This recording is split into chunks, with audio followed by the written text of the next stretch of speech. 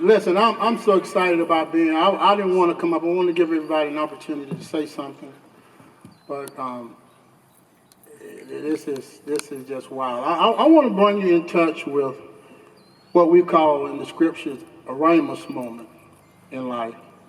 Ramos moments are moments that will happen one time that it won't happen like that again. And as I was over there talking to Coach Hodges, I believe it was, and they called for me. They called for me. Come over here and pray for this young lady. She just got a call that her daughter was just killed in an accident. This was the lady that was working for flood workers.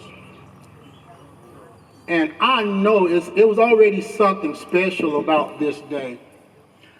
But although Tyrell is doing the documentary is not going to do the history any justice, because you had to have lived it. You have to have had a story. Because Bobo hit it hard, hit it right on the head. We got a story. And I'm going to tell you what it did. The Lord, it put me right back in my senior year. The first championship is always the hardest, because my sophomore year, we went what, 8-2? 8-1. And then the junior, we went what, 9-1. We should have made the playoffs.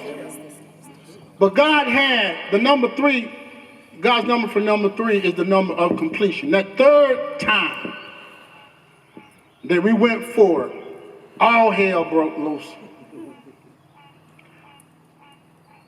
My senior year was when I became a man. I became a man my senior year. I lost my starting lineman to a knee injury. Keith Green, our starting quarterback, broke his leg. Then we was on our way to play Feldwood that week. I got a call that morning. Coach Hodges said, David, I need you to come to the office before you go to class. I'll never forget it. It was just like it was yesterday. He looked at me and he said, we have somewhat of an issue. I said, okay, Coach. He said, this is going to be your last game. I said, what? He said, this is going to be your last game, because they have declared you ineligible after this first game because of the 6th semester rules. For those of you who don't know what that means, it don't mean that you're too old to play. It means you just got too many hours and too many units of playing varsity football. He looked at me eye to eye. He said, you know how he always holds his mouth?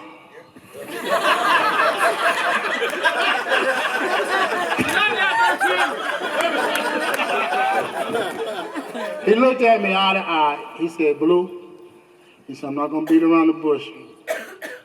He said, we thank you for all you've done for this team. He said, I'm going to give you 2 options. You can either stay with the team and come to practices and help the team. I won't be disappointed if you just go your way and finish out your academics, so whatever college that you're going to, you can pursue that.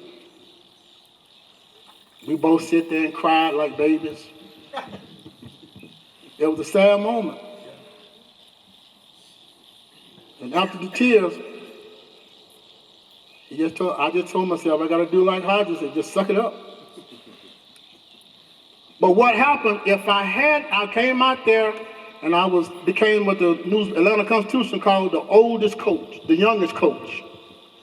I was coaching, I wanted my team. That's how team oriented we were. I didn't want it, if the team won, I won. Team lost, I lost.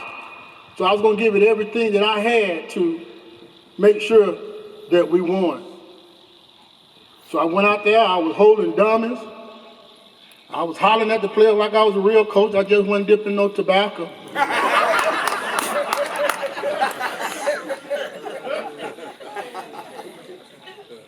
And one using those pseudonyms. What was the word the coach So osmo-regulated, that's what they were saying.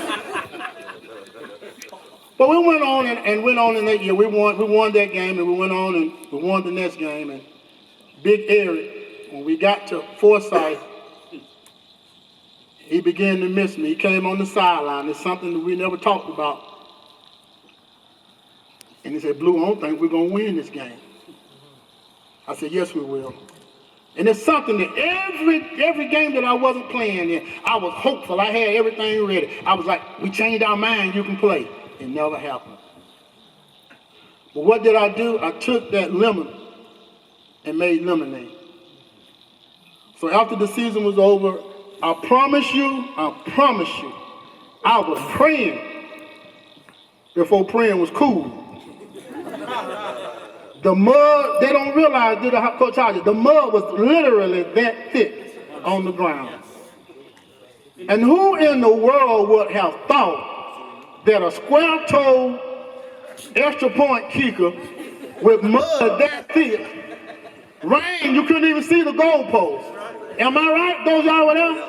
You could not see the goal. I promise you, Blair, that ball, Terrell kicked that ball, I just turned my head. When he kicked that ball, literally, I got the film, I got the footage. That ball was going to the right. And all of a sudden, that ball curved around. And we got that extra point off a straight football, square-toed field goal kicker.